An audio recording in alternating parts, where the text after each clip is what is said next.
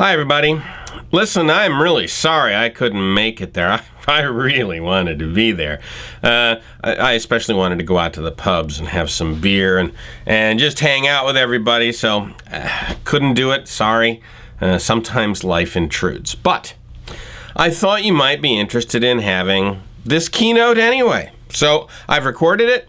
I've sent it off. Maybe you'll find time in the bar or something. Get Lakos to buy everybody a big round of drinks, and then you can sit around and watch this thing, huh?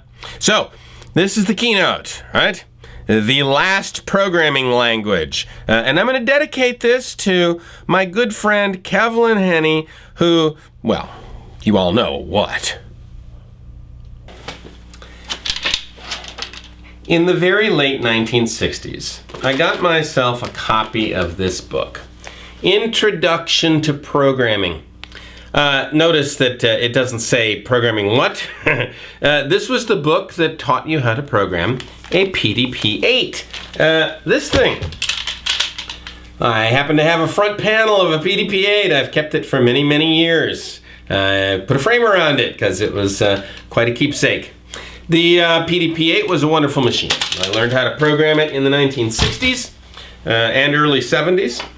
A good PDP-8, let's see, that would be 12-bit word, 4K of core. Anybody remember core? And you could turn the computer off and it would remember. Oh yeah, our computers today do that too. It had a 750 kilohertz cycle time.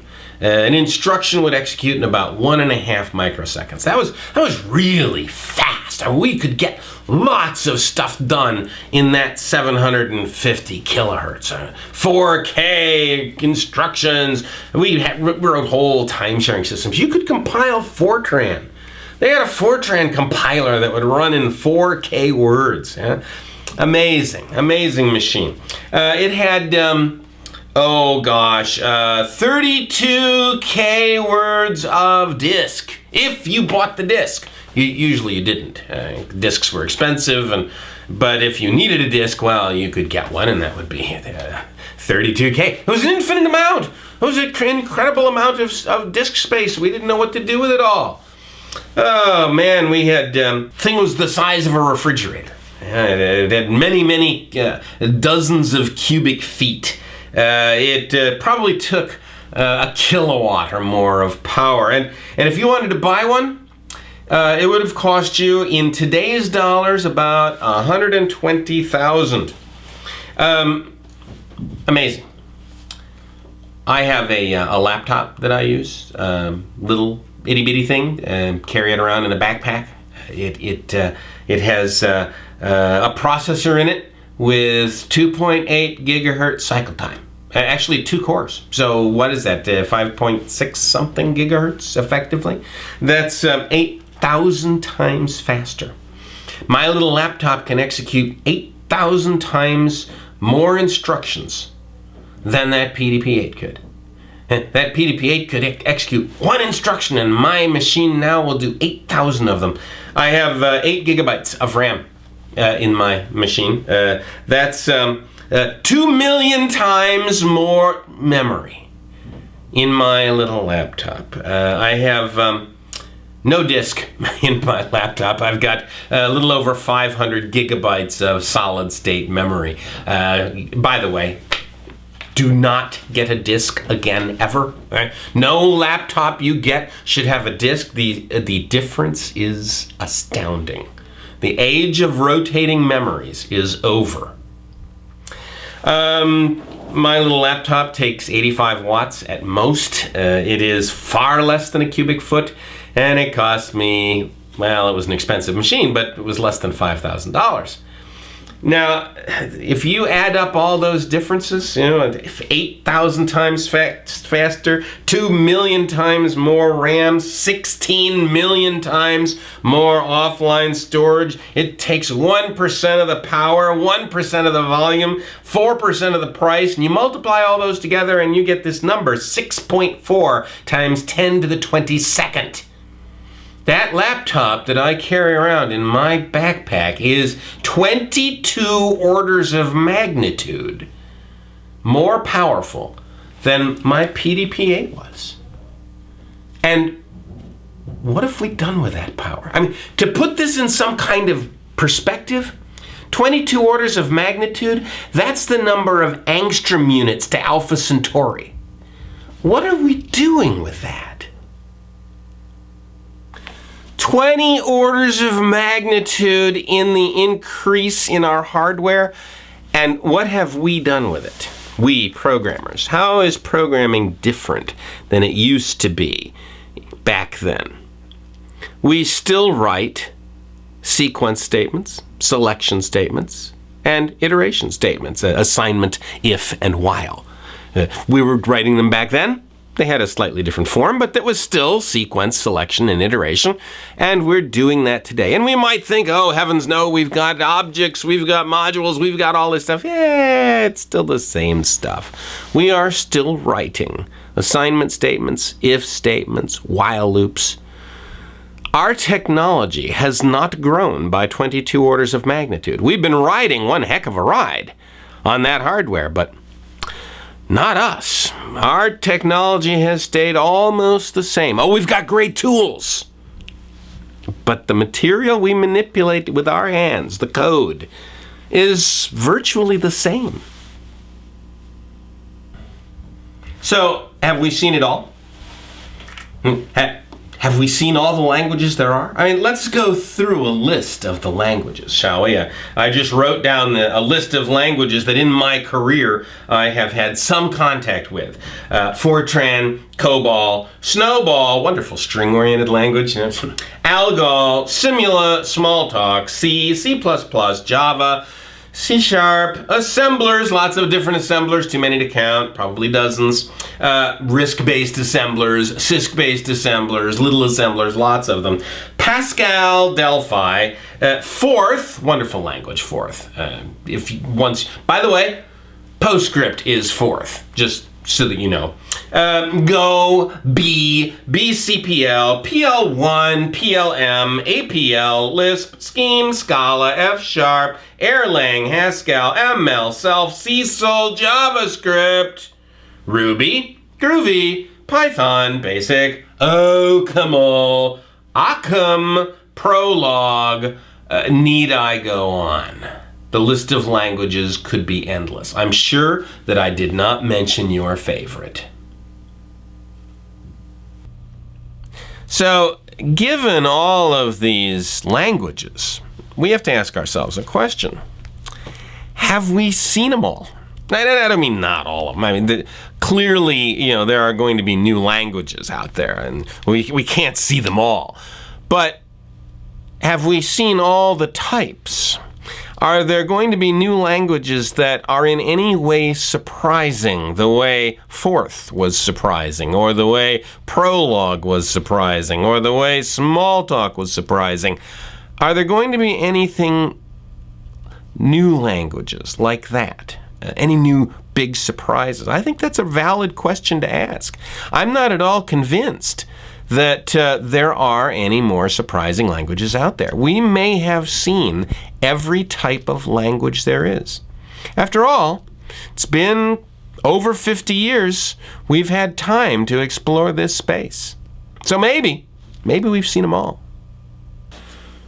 We can think about all these languages in terms of their syntax. COBOL, for example. Well, it's kind of in a class by itself, isn't it?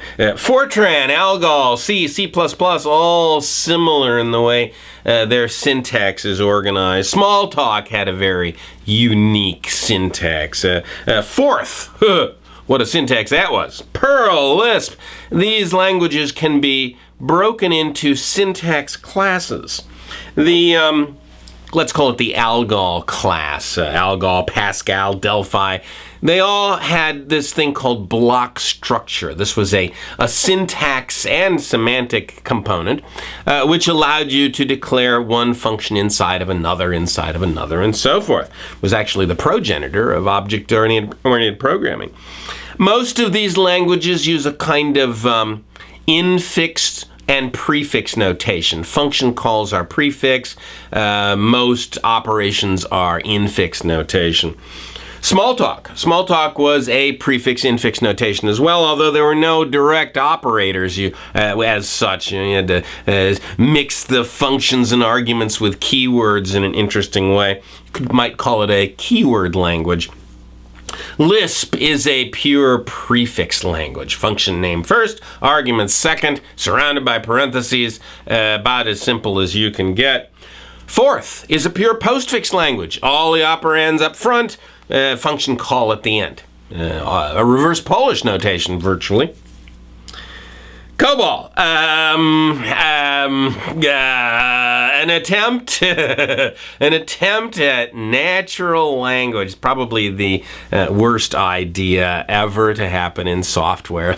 Let's make our programs read like English. That's just about as dumb as it can be. We'd like our programs to be readable. We do not want to force English grammar and sentence structure into our programs. Our programs are, after all, a little more symbolic than that. Fortran. Fortran was an attempt to make programming language look mathematical. Formula translator. It didn't succeed at doing that, but it was a very successful language. So was COBOL for that matter, but who cares? Logic languages, Prolog for the most part, organized their code in horn clauses, logical and statements that turn out to be computable, oddly enough. So there are many different ways to organize languages by their syntax. Did you know that Conway's Game of Life is Turing complete? That you can actually write programs by putting little dots on a screen and having them execute Conway's Game of Life? I have examples of many algorithms written in Game of Life. I've even got one of the most absurd, the Game of Life, written in the Game of Life. There's another axis that we should be looking at here, and that's the axis of semantic class. Languages can have a semantic class, a paradigm that they follow. For example, structured or functional or OO. Those are semantic classes of languages. We have seen Fortran and COBOL, which are unstructured. They have almost no semantic class at all. You can do anything you want in those languages, pretty much. Structured. C is almost a structured language. It has a go-to, but we tend not to use it. Pascal, a structured language. It's constrained. Direct transfer of control is constrained. OO is another one of these semantic classes, languages that restrict the use of pointers to functions that give you dependency management through polymorphism. That would be an OO language. Functional languages, languages that constrain the use of assignment. These are semantic classes of languages, and we should talk about them. Probably the first paradigm ever was modular programming. This was the idea that files, programs themselves, should not be large. They should be broken up into many small modules instead of being one great big monolithic thing. We could call this discipline imposed upon file size, or maybe program length or module length. There were some spectacular abuses of this in the 1960s, where managers who heard about modular programming told their programmers they were not allowed to put more than 500 bytes in a module. Now, this is back in the day when we counted the size of programs in bytes. What did the programmers do in order to meet this ridiculous constraint? Well, they wrote, 480 or so bytes in a module, and then the last couple of bytes they reserved for a go-to statement that jumped to the next module. Next came the structured paradigm. Dijkstra wrote that wonderful paper, Go-To Considered Harmful.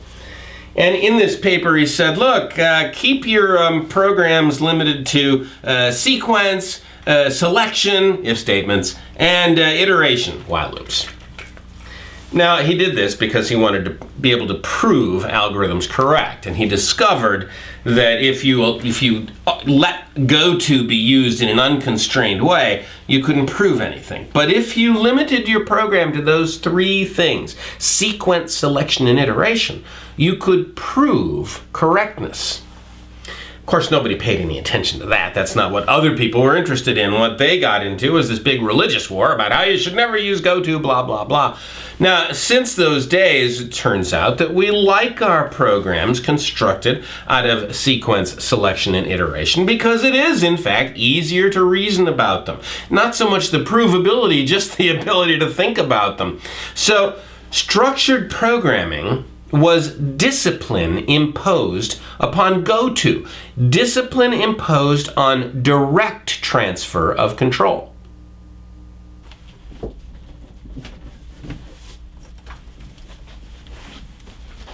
I went and got this, yes.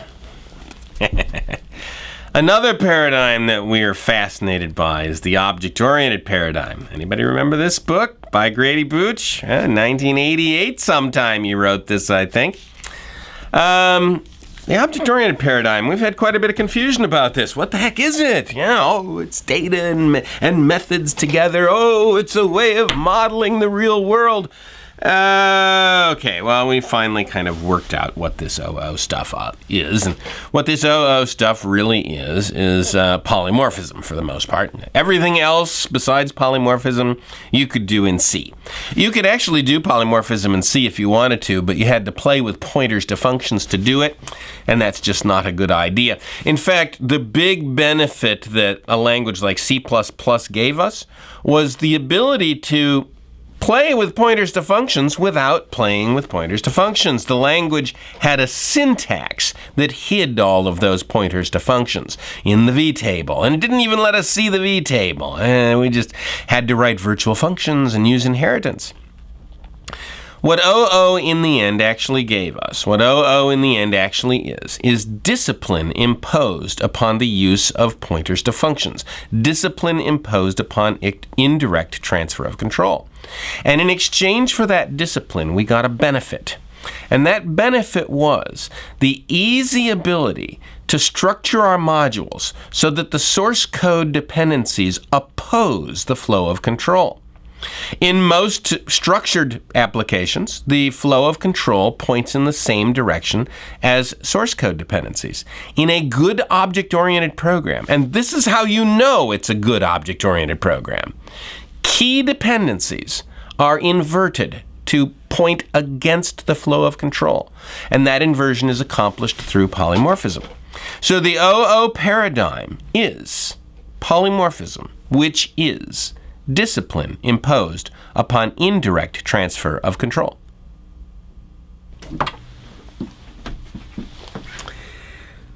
The functional paradigm, what the heck is that?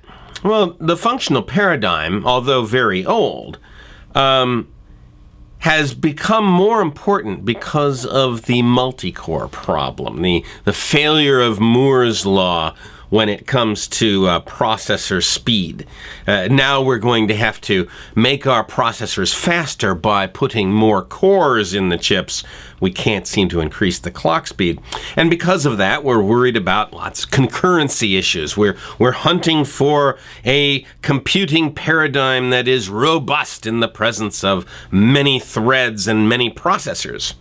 And the functional paradigm is such a paradigm. It's a way of making software much less subject to concurrent update problems. So what is this functional paradigm? Well, the functional paradigm when you boil it down to its lowest common denominator, the functional paradigm is simply this: discipline imposed upon assignment. We're not allowed to assign values to variables. We can initialize variables, but we cannot change a variable once it has been initialized. There are ways to do it, but there's an immense amount of discipline required. You have to open up a transaction and all this kinds of fancy stuff. You have to treat your variables as though they're in a database. In a pure functional paradigm. There's simply no assignment at all. So, functional paradigm is discipline imposed upon assignment. Now, I have ranted about this book before, the structure and interpretation of computer programs, and I will rant about it again, because this book makes the point about functional paradigm better than I possibly could. It goes on for page after page after page, hundreds of pages, showing program after program after program, table-driven programs, object-oriented programs, all kinds of programs. And then, on page 200 and something, it shows you the first assignment statement. This whole book is written, in at least the first half, is written without an assignment statement. And it apologizes for the assignment statement. The authors go to great lengths to tell you how awful this assignment statement is, how it ruins the model of computing. If you want to understand the functional paradigm, this is the book to read. And understand what they're saying in here, and you'll get the idea behind functional. So, functional is discipline imposed upon assignment.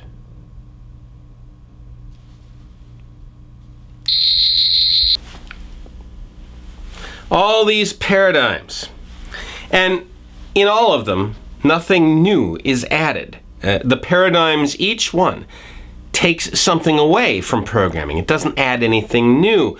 They are constraints, not additions. The paradigms add nothing. They do take stuff away. If paradigms are constraining rather than additive, how much is there left to take away? Maybe we've even seen the last of the paradigms. Maybe there aren't any more. And if there are more, what's going to be left? We've taken away direct transfer of control, indirect transfer of control, assignment. What's left? Is there some paradigm that we've missed? I did not talk about aspects, and with intention. Aspects were not a paradigm. They did not remove anything. They constrained nothing. They added. The whole notion of aspect-oriented program did not decrease our ability, did not decrease our expressiveness. It increased our expressiveness. It added new capabilities and features, and it failed. Nobody's doing aspect-oriented programming except in a couple of little niches. It's not like that was the revolution that took over, and it's not likely to be.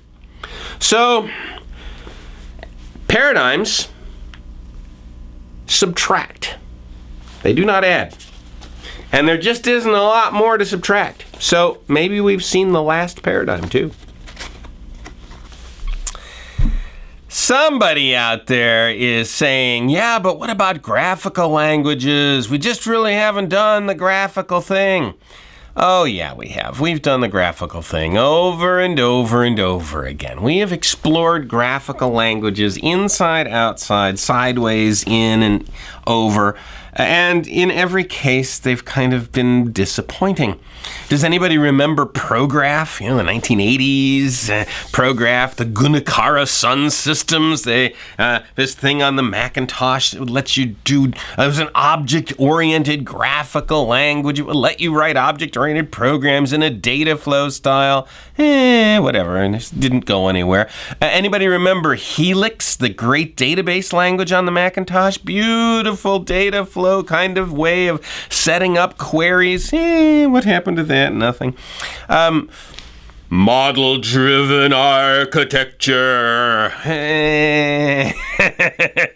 It's nowhere, yeah. I mean, we have had some success with finite state machine modeling, although that's even better in a table than it is in a diagram. There are a few that are kind of interesting, you know, educational things like Chipwits that's kind of fun to play with, but no, graphical languages just have not happened. And there's been plenty of opportunity, and they just don't happen. There's probably something about programming and text that is so well aligned that the whole graphical thing doesn't work. Maybe it's because when you're programming, time is linear. Time is linear in a program, and so we think of our code as being linear. In an algorithm, time goes in one direction, so that's one-dimensional. Text. Shouldn't our languages be textual? I know there's all this talk about other kinds of languages, graphical languages and that kind of thing, but shouldn't our languages be textual? And after all, mathematics is textual. Most sciences are textual. The notations involved in math and science, generally textual notations. So, shouldn't programming be textual too? I'll give you a rationale. Algorithms occur as a sequence of events. The execution of an algorithm is one-dimensional. Time runs in a single dimension. So it is probably natural to model it as a sequence of statements, a text. Electronics, well, yes, that's graphical. There's lots of stuff going on at the same time, flows of current here and there, but that's not true of programming. Programming occurs one step at a time. And even when we talk about multiple concurrent threads, the stuff happening inside those threads are happening one little step at a time. It's one-dimensional, textual. So, shouldn't our programming languages be textual? Now, I'm sure that some of you out there have already begun to think about domain-specific languages. What about them? I mean, we're always going to have lots of domains, aren't we? And of course, that's true. We are. Domain-specific languages are going to be an important part of our profession for years to come. And in fact, it's probably a growing important part of our profession. As the number of domains proliferates, we will have more and more domain-specific languages. And in fact, we should strive to choose to use domain-specific languages rather than general-purpose languages for many different applications. However, no domain-specific languages will ever replace general-purpose languages. And that's what we're really talking about in this discussion. We're talking about general-purpose languages. Fine, we'll have lots of domain-specific languages. They will proliferate. We'll have gobs and gobs of them, and we should. The question is, how many general-purpose languages will we have? Now, you might ask the question, well, general-purpose languages just aren't that important if we have lots of domain-specific languages. I disagree. I think that the vast majority of code written in the coming decades will be in general-purpose languages. Oh, there will be plenty of DSLs, and they'll be important, but it's the general-purpose languages that get the real work done in major enterprise applications, and in any kind of application for that matter. All right? We're always going to have general-purpose languages. So, the question is, how many do we need? Have we seen them all? So, what if we've seen the last language syntax? I mean, there will always be different syntaxes, but what if we've seen the last class of syntax, the last meaningful class of syntax? Is there any point in searching for more at this point? I mean, when was the last major syntax revolution? Certainly it wasn't Java. Certainly it wasn't C#. It wasn't Ruby or Python. It wasn't Clojure. The last big syntax revolution may be Prolog. Probably fourth. It was a long time ago. Are we going to see another? I have my doubts. So, what are the hot new languages right now? There's Scala. That's a language that's got its roots back in the 70s. It came from a funny language called Funnel. Who's ever heard of Funnel? And before that, of course, it was derived from ML. So this is a language that has its roots in the 70s. That's an old idea. Okay, it's on top of the JVM. That gives it a little bit of spice, but F#. Well, it's kind of a variation on OCaml, which is, again, a variation on ML, and a variation on something called iSwim. Well, whatever, 1966. Again, you know, old stuff. And another hot language right now, Closure. It's Lisp. It's Lisp. 1957. Our hot new languages are not new. They're old. They're based on old stuff.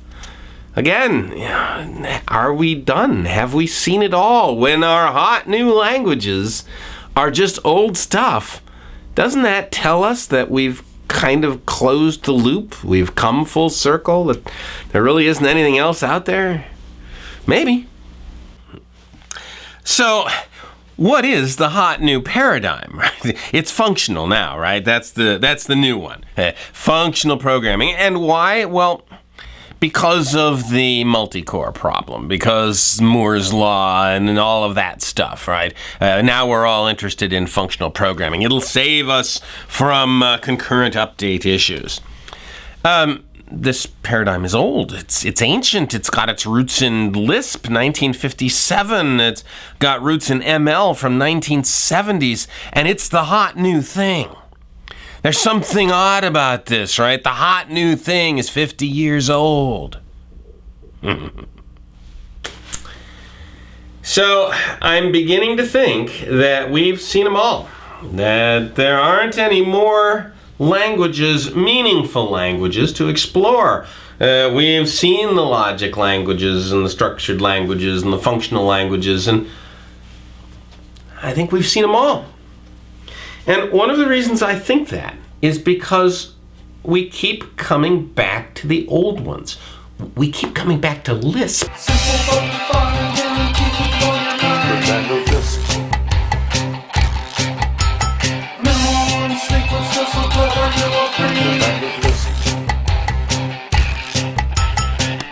Lisp is the language that won't die. How many times have we tried to kill this language? How many times have we took swords out and cut all those parentheses and they keep coming back? Lisp is the language that will not die. Think about Emacs. Holy cow. Emacs, this editor that is immensely powerful. Immensely powerful, why? Because it's got Lisp inside it. It's got a nice implementation of Lisp that lets you do just about anything. For a while, I thought maybe the big IDEs were going to have the upper hand. Of course, they do at the moment. I'm starting to think, though, that these Emacs guys are just going to keep chewing away and chewing away and chewing away and just blow past all these IDEs. Because this language, Lisp, and this editor based on Lisp, it's not going to die. There's an old saying when it comes to Lisp. It's called Greenspun's 10th law of programming. You've all heard it before, but it's worth repeating. Any sufficiently complicated C or Fortran program contains an ad hoc, informally specified, bug-ridden, slow implementation of half of Common Lisp. Who among us has not seen that? So, what if we decided to just choose one language, end this menagerie of languages that we've been using, and pick one or two? We would certainly not be the first industry to have done this, and many industries have decided to unify their notations. Maybe it's time for us to admit that these are notations and not religions, and pick the notation that satisfies us the best and use it. Certainly mathematicians have done this. There used to be dozens of different mathematical notations. Now, for all intents and purposes, there's just one. Biologists did this. There were lots of different biological nomenclatures. Chemists have done this. Many industries eventually get to a point where they decide enough of the Babel, enough of the Tower of Babel, the millions of different languages, it's time to just pick one and use that one. And think of the benefits of doing this. I mean, suddenly we would have all papers written in one language, all programs written in one language. Can you imagine? No more worries about whether a module was written in your language or not. You could just use the language. Imagine the benefits that have happened to physics and to mathematics and to biology and chemistry simply because we unified notation.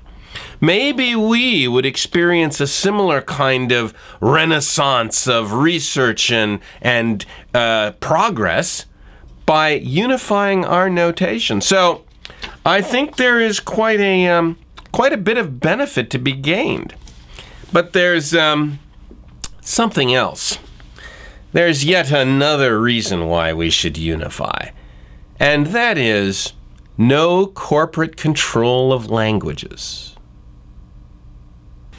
The end of corporate enslavement. I'm a conservative. I believe in the market. I'm a Republican in the United States, but having these big corporations own our languages is awful. It's terrible. They use the languages as levers to twist things and contort things. We, the programmers, have lost control of our very mode of expression. That's not acceptable and has to be stopped. It has to be done away with. Now, it's not hard to do away with this. We're programmers. We have the power to completely eliminate it. We could write our own language if we wanted to. Many of us have. Many of us are. We could write a language and just do away with the corporate ownership of languages, and we must. At some point, this corporate ownership of language has to end, because we don't want to be the pawns of Oracle or Microsoft or IBM. We want to be able to express ourselves in a language of our choosing, not some corporation's choosing. So what's the likelihood that we could actually pick a language? You know, a bunch of programmers, getting them all together to choose a language is sort of like herding cats. Well, what encourages me about this is that we've done it before. We have chosen languages before. Not quite as globally as I'm talking about here, but consider the language C. C dominates every language we use nowadays. Think of Java and C# and C++ and even Ruby, dominated by the C syntax. We chose a notation with C. The C notation, one way or another, has become the de facto standard. Even in something like Ruby, we see C notation permeating all through it. So we are not incapable of making these kinds of unifying decisions.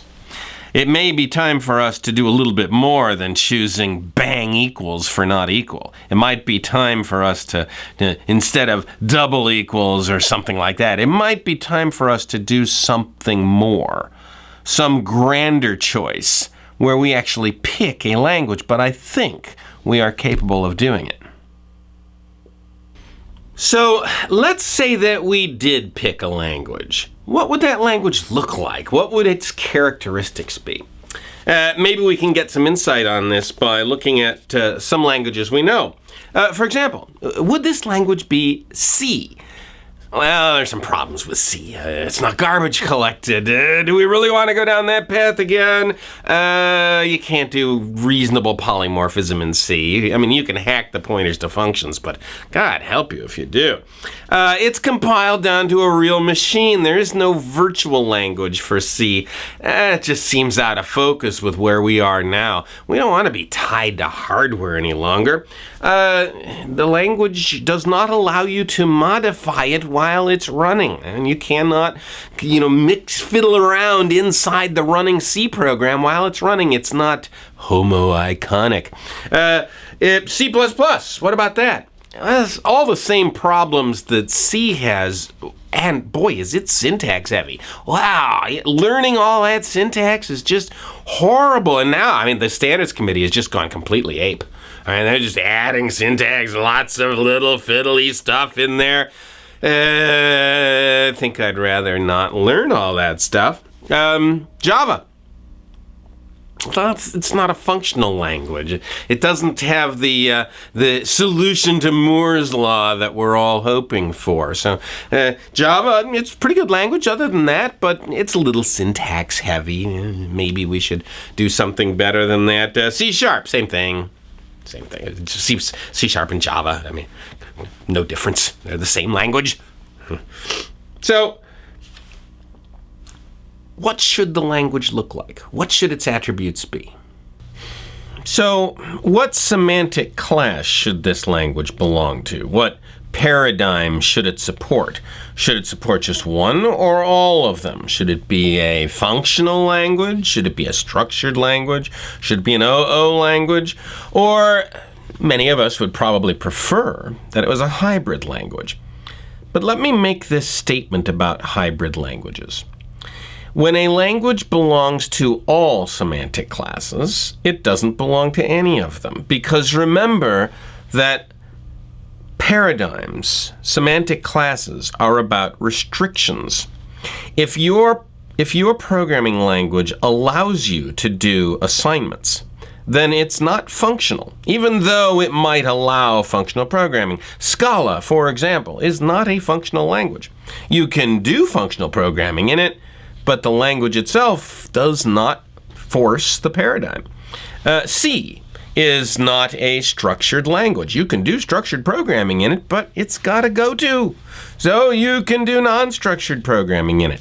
C++ is not an object-oriented program because it has pointers to functions. And if you can deal with pointers to functions in the raw, you're not an object-oriented language. So the hybrid languages keep all the power that the paradigms have been trying to constrain. Hybrid languages don't belong to any functional class. They aren't paradigm-based languages. They are anything languages. They're unconstrained languages. What do we want our language to be? Do we want it constrained? Or do we want it to have all the power? The power!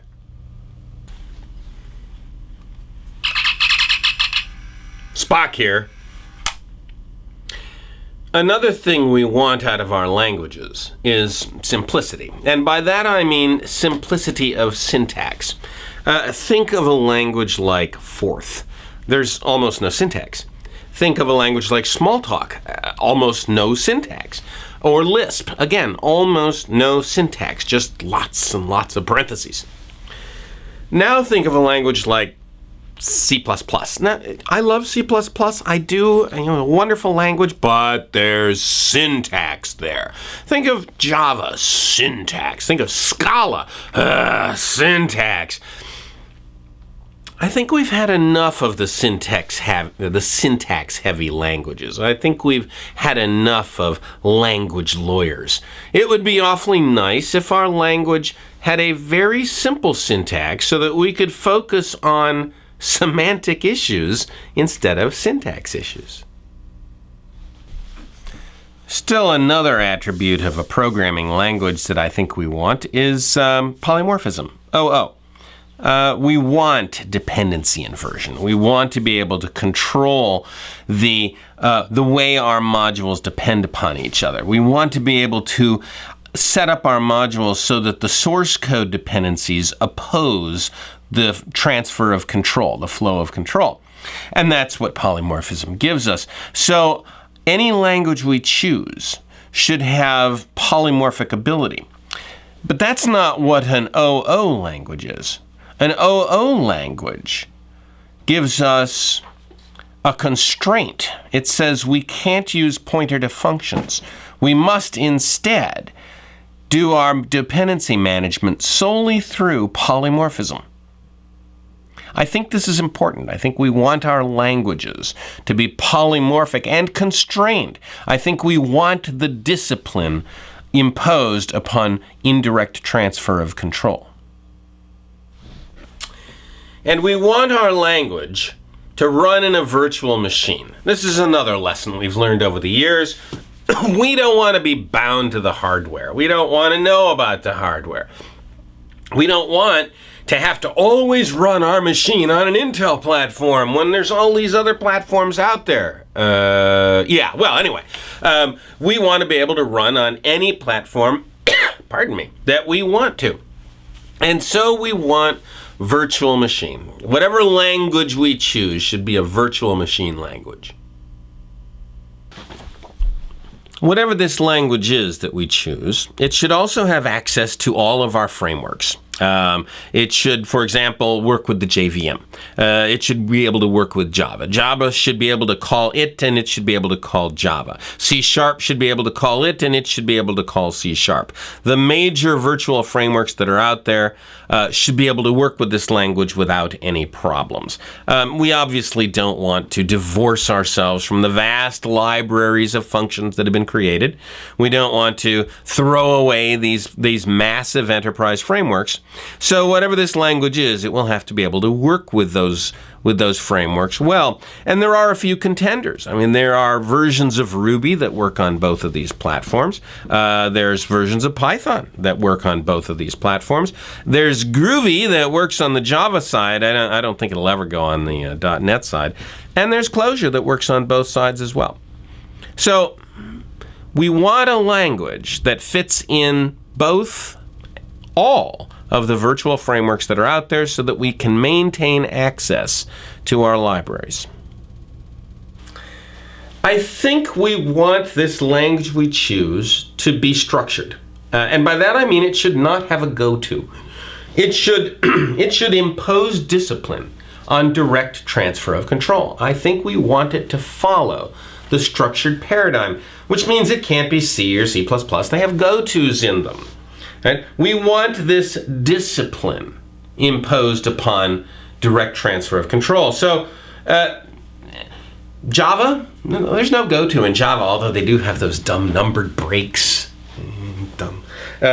C#, I think there's a go-to in C#, but nobody uses it. Clojure, no go-to. Ruby, no go-to, as far as I know. We can do languages without a go-to, and I think this language that we choose, whatever it is, should not have a go-to. And another thing we've learned is that we want our languages to be garbage collected.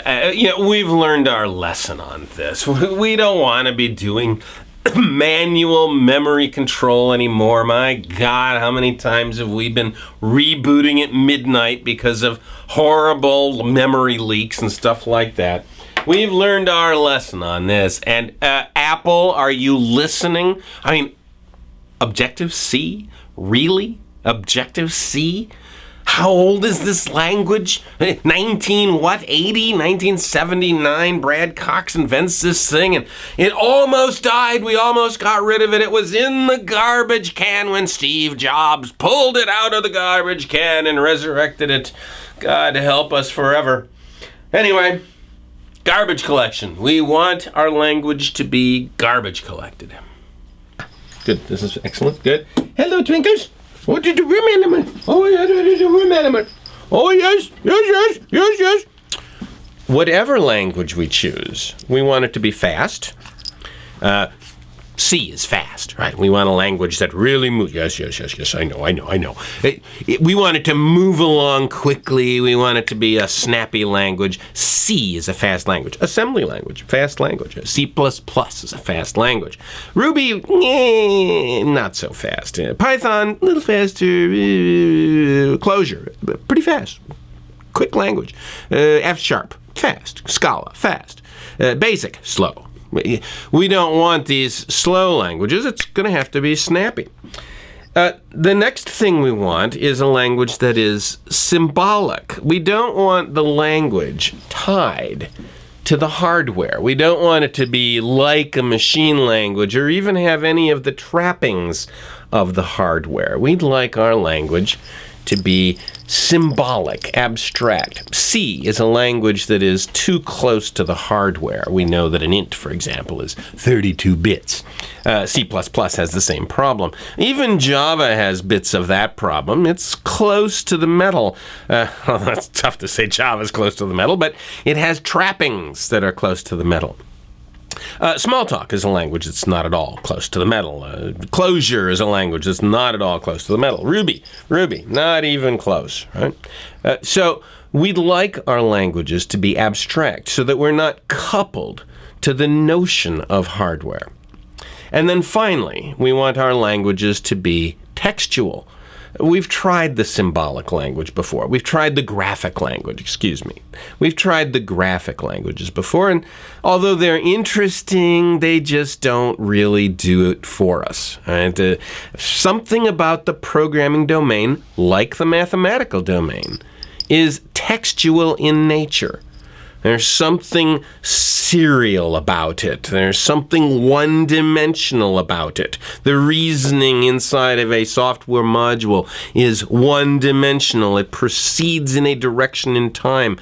So it's not at all clear that a graphic language is what we want. We probably want a textual language. Yeah, that's right. That's right. Okay, yeah. Another language attribute that I think we want is Homo Iconicity. I know, that's tough to say. We want our languages to be Homo Iconic. In other words, we want the languages to be able to manipulate themselves. The running program ought to be able to construct more running program or alter more running program, just like a machine language program can do. And just like most Lisps can do. We want this ability to be able to manipulate the code while it's running. Ruby has some of this capability. We call it monkey patching or meta programming. Even Java has a small bit. You can manipulate bytecodes, but God, who wants to? So whatever language it is that we choose probably should be Homo Iconic. By the way, Ruby is not Homo Iconic. Neither is Java. Oh yeah, you can reach in and fiddle with the bytecodes or goof around with the Ruby inheritance and class structures, but that's not quite the same as saying that the code is the data. The data is the code. That's a very powerful statement, and I think we want our languages to have that capability. So what language is it that meets all these criteria? What language would I choose if I had to choose today? Probably Clojure. It's the only one that meets all the criteria I've outlined. I think it's a good language. I think it's an interesting language. Will it be the language? Oh, probably not. Probably not. We will probably continue to twist and turn in the wind for a while. But I imagine that we will choose a language soon. And by soon, I mean some number of decades where that number is probably larger than one. I presume we will choose a language. I presume that that language will have all of the features I've just outlined. It might even be something that looks like a Lisp, maybe like a Clojure. So, take a look at Clojure. See if you think it could be the last programming language. Well, so thanks everybody. I appreciate you watching, and sorry I couldn't be there. I really wanted to be there and have a few pints and listen to some great talks, but I hope you enjoyed this one. I wish I could have delivered it live. Guys, have a lot of fun, and maybe I'll be able to get there next year. I sure hope so. Talk to you all later.